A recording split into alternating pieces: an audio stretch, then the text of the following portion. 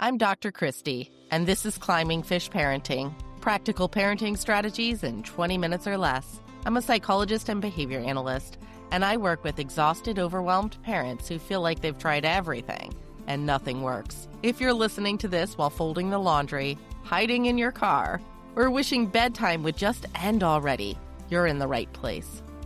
Today, we're talking about something that catches almost every parent of a Wired Differently kid off guard, at least once a summer. You planned a trip. You saved for it. You built it up for months. And somewhere around day 2, your kid falls apart over something so small you can't even reconstruct what actually happened. By the end of this episode, you're going to understand exactly why that keeps happening. And it's not the reason you think. Ready to transform your parenting journey? Let's dive in. A mom I work with told me about a beach trip her family took over the 4th of July weekend. Ocean house, 5 days, grandparents flying in. She had been planning it since February. Her son is 9, he has ADHD, and he had a countdown on his wall. He was so excited. Day 1 was great. Day 2, mid-afternoon, he lost it completely over which beach towel he got. Not a preference, a full meltdown, screaming, crying, refusing to leave the room over a towel. She told me, I kept thinking, we're at the beach. This is the dream.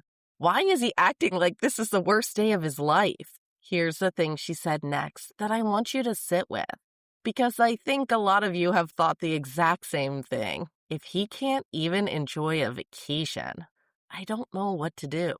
I want to tell you what I told her. Your son wasn't failing to enjoy the beach. Something specific that his brain relies on every single day. Something you've probably never had to think about because it's just always there. Disappeared the moment you left your driveway, and nobody packed a replacement for it. Most of what parents hear about vacations and neurodivergent kids boils down to one instruction. Keep the routine the same. Same bedtime, same schedule. Try to recreate home as much as possible. I want to push back on that gently because I don't think it's wrong so much as it's incomplete. And incomplete advice sends parents chasing the wrong fix. It's also not sustainable to try to recreate home somewhere else. That's the whole point of a vacation. It's not a failure of planning when you can't recreate home on vacation. It's the definition of a trip. Different bed, different food, different sounds, different faces, different rules about screen time because grandma's rules are grandma's rules. Trying to hold every single piece of home routine steady while also traveling is a losing game. And I don't want you spending your whole trip playing it. The real question isn't, how do I keep everything the same? It's much more specific than that.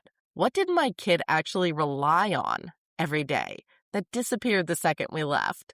And which of those things can I actually protect? That's a completely different question, and it's the one that actually gets you somewhere. Let's get specific, because routine is too vague to act on. Here's what's really underneath most vacation meltdowns. Predictability of what happens next. At home, your child's brain doesn't have to work very hard to know what's coming. School, then home, then dinner, then bath, then bed. The shape of the day barely changes. On vacation, every single day is a new sequence of unknowns. What time are we eating? Who's coming with us? How long is the drive? A brain that leans on predictability to manage its own executive functioning is suddenly doing that work completely from scratch. Every day, all week. Control over small decisions. At home, your child has dozens of tiny choices that are entirely theirs. Which cup? Which show? Which seat at the table? On a family trip, especially one with extended family, a lot of those small choices quietly get made for them. Which room? Which activity? Which towel? Individually, none of it seems like a big deal. Add them up across 5 days, and you've removed a huge amount of the autonomy that was regulating your child without either of you noticing it was doing that job. Sensory sameness. Home has a known sound level, a known smell, a known texture of sheets, a known amount of light at bedtime. Vacation trades all of that for new noises, unfamiliar smells, scratchy hotel towels, a mattress that's too soft or too firm, curtains that don't fully block the light. None of it registers to you as a big deal. To a nervous system that was quietly relying on sameness to stay regulated, it's a lot of new input to process, all at once, with no advance warning. Downtime that's actually protected. This is the one I think gets missed the most. At home, even a busy day usually has some built-in stretch of nothing. Screen time after school, quiet time before bed, a lull in the afternoon. Vacations are often the opposite. They're engineered to be full. Every hour is scheduled with something exciting, something to see, someone to visit. For a lot of our kids, the absence of any protected downtime is the single biggest driver of the meltdown you see on day 2 or 3. Not any one specific activity, just the total accumulated load of never getting a break from processing. None of these are things you did wrong. They're just what a trip is. But once you can name which of these actually matters most for your specific kid, you stop treating the meltdown as a mystery and start treating it as information. For a lot of kids with ADHD, it's the predictability and the built-in movement of a normal day that disappears hardest. School and home routines provide a steady rhythm of transitions and small dopamine hits, moving from activity to activity, task to task. A vacation day that's either wall-to-wall stimulation or long stretches in a car can leave an ADHD brain either wildly overstimulated or completely understimulated, with very little in between. And both ends of that spectrum tend to show up as the same thing.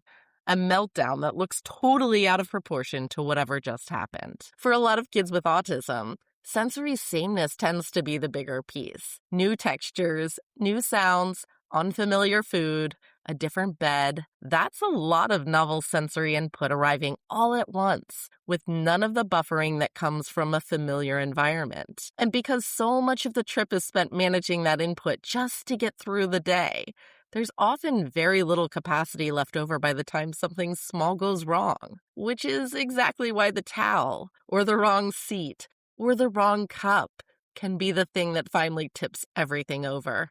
For anxious kids, it's usually the loss of control and predictability that hits hardest. Not knowing what's happening next, not having a say in the small decisions, being surrounded by extended family with their own expectations. All of that raises the baseline alarm level before anything has even gone wrong. By the time something does go wrong, there's very little room left to absorb it. Same trip, same beach, completely different reasons the same meltdown shows up. You don't need to recreate home. You need to run a short inventory before you go and protect 2 or 3 things on purpose. Before the trip, ask yourself, out of predictability, autonomy, sensory sameness, and downtime, which one does my kid rely on most every single day without me even noticing? You probably already know the answer. It's usually obvious once you ask the question directly. Then pick 2 or 3 specific things to protect on purpose instead of trying to protect everything.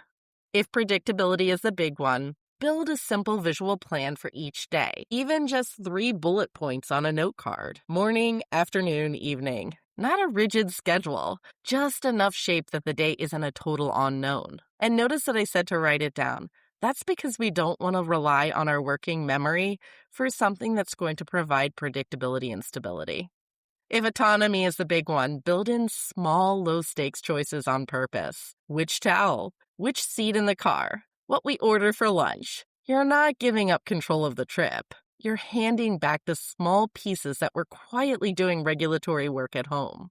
If sensory sameness is the big one, bring the actual objects that carry the sameness. If you can, bring their own pillow, their own blanket, a specific snack they know. It sounds small. It's not small, though, to a nervous system that's been asked to process everything else new. And if downtime is the big one, this is the hardest one for a lot of families because it means saying no to something. Build one protected stretch of nothing into every single day, even just 20 minutes. Not, we'll see if there's time. Actually blocked out, actually protected, actually happening, no matter what else is on the schedule. My family was on a vacation once at a hotel that had activities around the clock.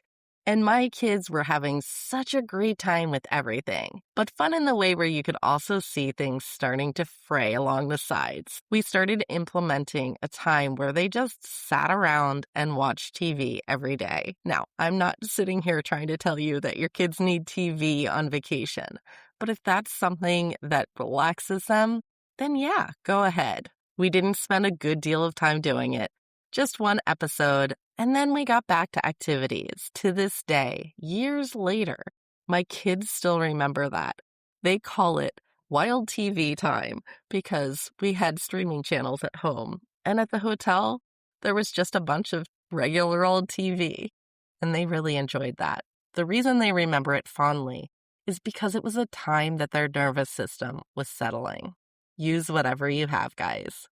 You probably won't be able to protect all four. That's fine. Pick the ones that matter most for your specific kid and let the rest go.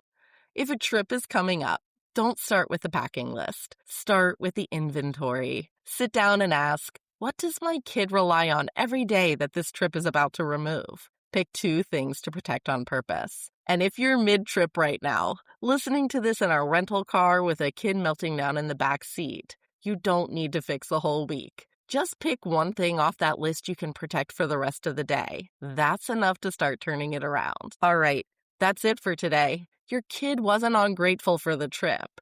They weren't being dramatic on purpose, and you didn't do anything wrong by taking them somewhere new. Something specific and invisible was holding their day together at home, and it's worth figuring out exactly what that was, instead of just hoping next year's trip goes better. If this episode named something you've been living with, hit the share button and send it to another parent who's white-knuckling their way through a family trip right now. That's how we build the kind of community where nobody feels like they're the only one whose dream vacation included a meltdown over a towel. That strategy I just gave you, it's the whole climbing fish philosophy in action.